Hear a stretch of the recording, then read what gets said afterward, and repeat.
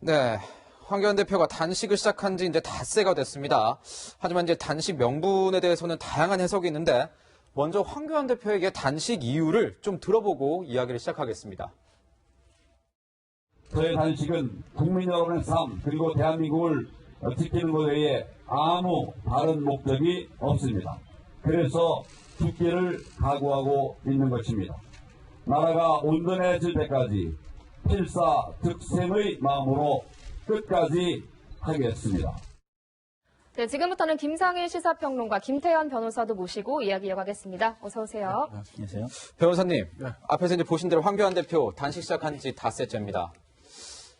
여당에서 조금 여권이나 뭐 다른 야당에서 조금 불편해할 것 같습니다. 이제 패스트트랙 통과를 원하고 있는 입장에서는 이런 단식이 좀 근데 뭐 그럴 수는 있죠. 왜냐하면 사실은 패스트트랙 시작이 손학규 대표의 단식부로 시작된 거예요. 그러면서 이제 여야 원내대표가 당시에 이제 합의서 써주면서 그러면서 이제 선거법 논의가 되고 그러면서 이제 패스트트랙까지 선거법 올라간 거거든요.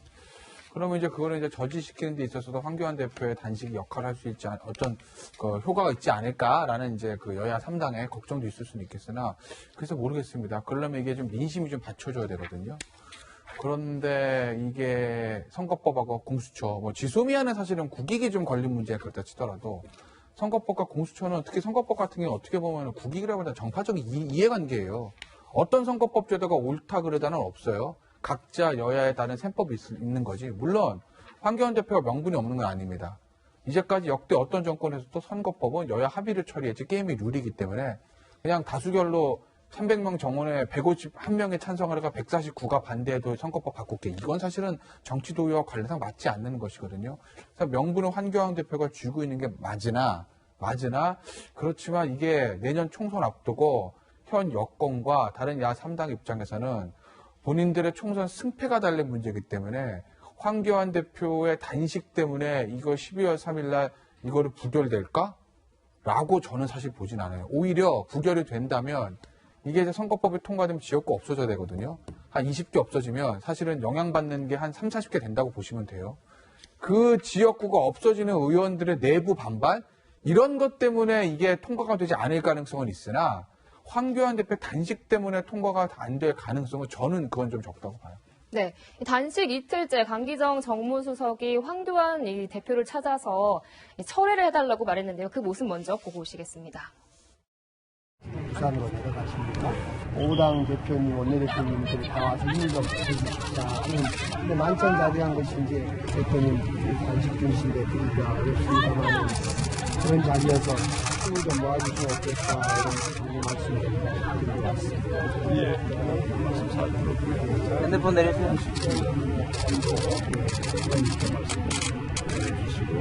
결정 어렵더라도 다른 요청도 국민을 위한 정보를 해주시면 좋겠다 말씀드립니다. 평론가님께 여쭤볼게요. 청와대 입장에서는 이 황교안 대표의 단식이 굉장히 불편할 것 같습니다. 불편하죠, 당연히. 네. 왜냐하면 일단은 제1야당의 어쨌든 대표 아니겠습니까? 그런데 이제 그런 단식이라는 게 이게 진정성이 있느냐 없느냐의 문제가 있긴 하지만 만약에 진정성을 가지고 그게 인정받는 무슨 사건 사고가 생긴다면 그게 폭탄이 될 수가 있어요. 이런 일들은. 왜 우리가 이제 과거에 그 미국의 인종차별 문제도 사실은 그 흑인 여성 한 명이 버스 안에서 이거는 아니다. 나는 못 따르겠다. 이거 하나로 촉발된 거거든요. 그러니까 사실은 저런 일은요, 굉장히 예민한 문제예요. 그러니까 사건, 사고가 없이 그냥 지나가고 단식이 종료가 되면 아무 문제가 없죠. 아까 우리 김태현 변호사님 말씀해 주신 것처럼 국민 입장에서는 공수처법이라는 거는 권력자들에 대한 것이고 선거법이라는 거는 각 당의 이해가 걸린 것이지 국민의 생활과는 큰 관계가 없단 말이에요. 근데 만약에 정서적으로 폭발시킬 수 있는 어떤 사건, 사고가 일어난다. 그러면 이거는 감당하기 어려울 수도 있어요. 그렇기 때문에 그런 측면에서는 상당히 불편하고 무슨 일을 할 때도 예민하게 보면서 할 수밖에 없는 상황인 거는 분명하죠. 예. 네. 여권에서는 이 황교안 대표의 이런 단식에 대한 진정성의 문제를 좀 걸고 넘어지는 것 같습니다. 이 한국당 인사들이 황 대표의 그 단식 현장을 찾아가지고 이런 말을 했는데 김무성 대표입니다. 얘기 한번 들어보고 가겠습니다.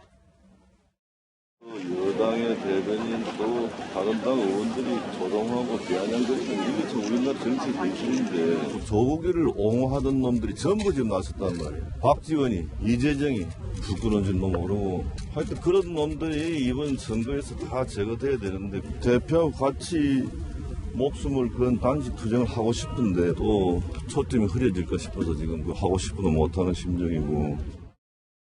네. 보신 것처럼 위원님, 네. 김무성 대표 이제 카메라 있는 전 대표 카메라 있는 거 알면서도 뭐 이렇게 좀 약간 발언 수위가 센 것 같은데 김 대표의 뭐 의중이 있을까요? 김 전 대표의? 그러니까 어떤 한국당 내에 있는 그 정서적 반응을 그 대변했다고도 볼 수 있죠. 왜냐하면 그 황교안 대표의 단식에 대해서 어떻게 생각하건 그래도 여당에서 지금 나오는 반응을 보면 좀 너무 매몰차한 거 아닌가? 그래도 그 목숨은 아니더라도 건강이 정말 왔다 갔다 하는 문제인데 당에서 나오는 그 대변인이나 다른 의원들의 논평을 보면은 너무 좀 정치가 비정하다. 10년 전에 야당 대표에 대해서 그렇죠. 10년 전에 그 정세균 야당 대표가 그 단식할 때는 그래도 박희태 여당 대표가 가서 손 잡아주고 위로해주고 또 반대로 이정현 그 한국당 그때는 이제 그 새누리당이죠. 대표가 단식할 때는 추미애 대표가 가서 위로해주고 했었거든요. 근데 이해찬 대표는 그런 정도의 그 아량을 아직 발휘하지 못하는 건가? 그리고 청와대에서는 강기정 그래도 정무수석 2번 보내서 나름 위로하는 모습까지 보였는데 또 청와대하고 당은 또 분위기가 이렇게 다른 건가? 그런데 그 김무성 전 대표가 저런 얘기하는 것도 당내 분위기도 반영하고 있어요. 처음에 황 대표가 단식 시작할 때는 뜬금없이 뭐야 하는 비아냥이 참 많았는데 지금은 분위기가 굉장히 많이 달라졌습니다. 지소미아 선거법 공수처 3가지를 명분으로 내세웠는데 지소미아에서 보듯이 굉장히 명분이 살았잖아요. 그러면서 선거법 공수처까지 우리가 힘을 모아서 좀 더 그 투쟁을 해야 된다. 이런 얘기가 굉장히 많고 최근에 어제 또 오늘 그 나경원 원내대표가 미국에서 와서 방문하면서 어떻게 보면은 그 조금 그 김세연 의원의 그 불출마 선언 이후에 굉장히 갈라졌던 당이 다시 조금 그 모이는 모습을 보이는 거 아니에요. 어제 TV조선이 굉장히 그 재미있는 보도를 했던데 의원 전체를 대상으로 해서 설문조사를 했더니 황 대표 단식 지지한다는 의원들이 훨씬 많고 그리고 특히 중요한 게 황 대표 대표 체제로 총선을 치러야 한다. 이게 제가 수치를 보니까 긍정이 82%, 부정이 15%라니까. 이게 당내 여론조사. 그렇습니다. 의원 전수를 네, 조사한 의원 겁니다. 전수. 그렇다면은 황 대표는 이번 그 단식을 통해서 대외적으로도 대내적으로도 굉장히 얻은 게 많다. 이렇게 볼 수 있는 상황이 되어버렸습니다. 네, 의원님 말씀하셨지만 어제 나경원 원내대표도 황교안 대표를 찾았습니다. 그런데 변호사님 보니까 네. 논란이 됐던 게 네. 이종걸 의원이 이를 두고 썼던 글이에요. 네. 왜 논란이었죠? 그러니까 앞서 이도훈 의원이 그런 말씀하셨잖아요. 정치가 너무 매몰차다. 근데 이거 보면 딱 느껴요. 네. 자 보세요. 교환 오빠 이거 읽어야 돼요 제가. 그래서 어쨌든 뭐 안 읽어도 교환 오빠 계산을 정확히 할 필요해서 메시지를 드립니다. 안 읽으셔도 될 것 같습니다. 네, 뭐 오빠예요. 그러니까 지금 나경원 원내대표가 사실은 이 방위분담금 때문에 여야 3당 원내대표하고 미국 간 거 가지고 막 당내에서 비판. 근데 저는 그게 왜 비판 대상인지 모르겠습니다. 그러면 당대표가 단식하면 원내대표 옆을 지켜야 되는 겁니까? 왜냐면 혼자 가는 것도 아니고 어쨌든 여당 죄송합니다. 이인영 원내대표하고 오신환 원내대표, 교섭자 원내대표 다 가는 거잖아요. 일종의 국회 외교차원에서 가는 거예요. 근데 저희 당대표가요, 단식하시니까 저는 못 갑니다. 이게 맞아요? 가서 국익을 위해서 외교활동 하는 게 맞습니다. 저는 후자가 맞다고 봅니다. 가는 게 저는 맞다고 봐요. 그런데 갔더니 당내에서도 당대표 단식하는 원내대표 뭐 그 타임에 가냐, 뭐 홍준표 대표도 뭐라고 비판했더라고요. 그런 얘기들이 있으니까 급거 귀국을 한 거예요. 그런데 그 문제를 가지고 자유한국당 내 당내 그런 상황들을 가지고 이종걸 의원이 굉장히 조롱하듯이 교환 오빠 그러면서 글을 쓴 거예요. 마치 본인이 나경원 원내대표이냐. 네. 뭐 5선인가요? 4선인가요? 초선이얼도 하나님들입니다. 그렇지 않습니까? 더군다나 이종걸 의원은요, 제가 황교안 대표하고 경기고등학교 70회 동창입니다.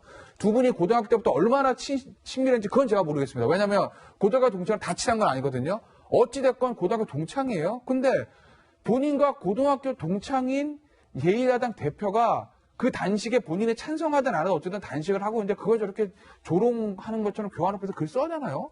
그러고 싶었을까요? 저는 이게 정말 정치가 매몰차고 비정하구나. 이랬어야 되나 저는 참 안타깝습니다. 말씀하신 것처럼 이제 황교안 대표하고 이종걸 전 원내대표, 이종걸 의원 40년 지기 친구입니다. 근데 이때 그 황교안 대표가 이제 국무총리일 때 이종걸 그러니까 당시 원내대표를 예방한 모습이 있습니다. 한번 보시고 가겠습니다. 진짜 동창이 되고 싶은 게 있습니다. 사회 정의와 민주주의를 지켜내고 확대시키는데 같이 함께하는 동창이 되고 싶습니다. 견해가 좀 다른 부분들이 있을 수 있지만 이런 부분들은 얼마든지 극복해서 또 공동선을 추구하는 것이 가능하지 않느냐.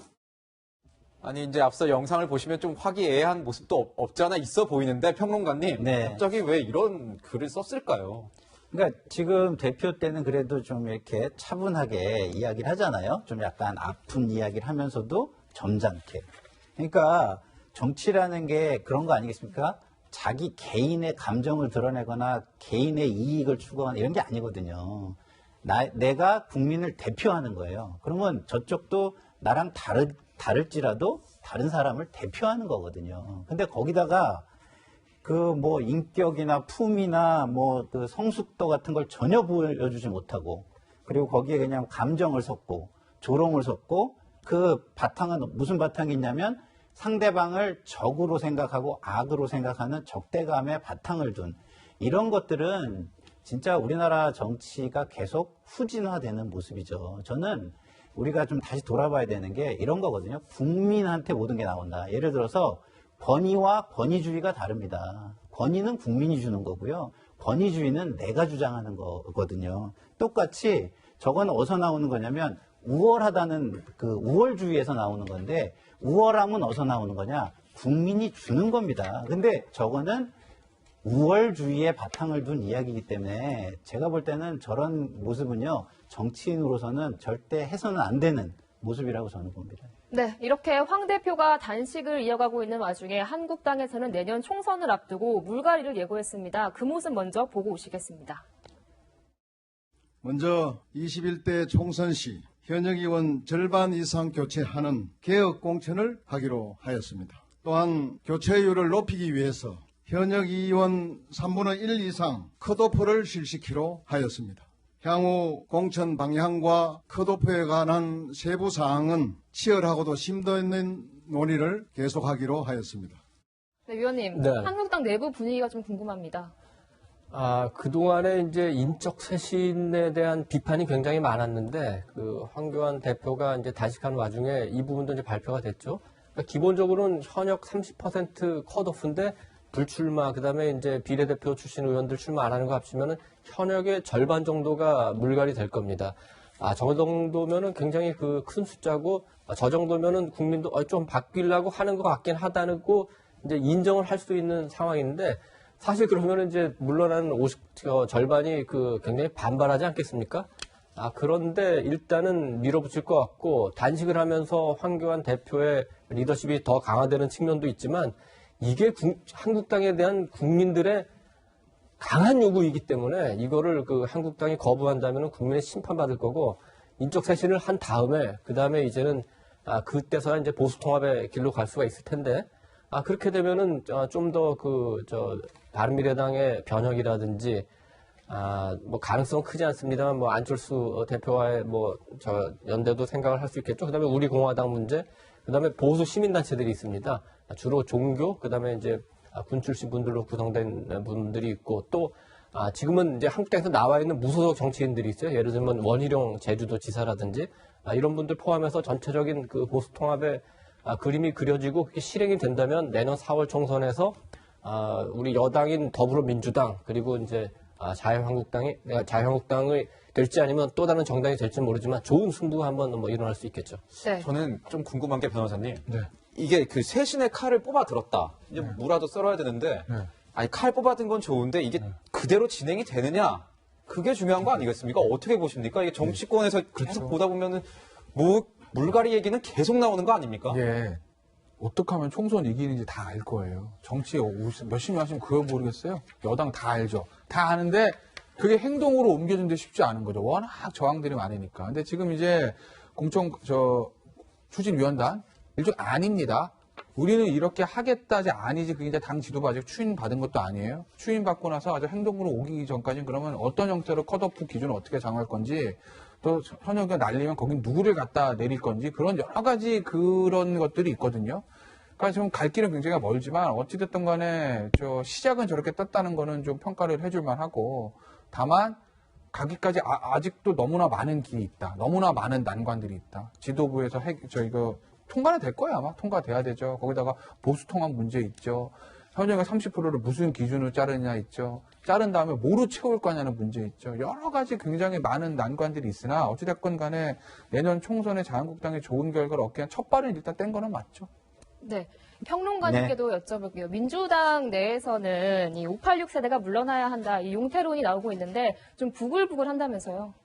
그러니까 이제 이런 겁니다. 민주당도 그렇고 자유한국당도 그렇고 총선 승리가 사실은 가장 중요한 거예요. 왜냐하면 정치는 옳고 그름, 승패를 결정해 줄 수 있는 사람이 없습니다.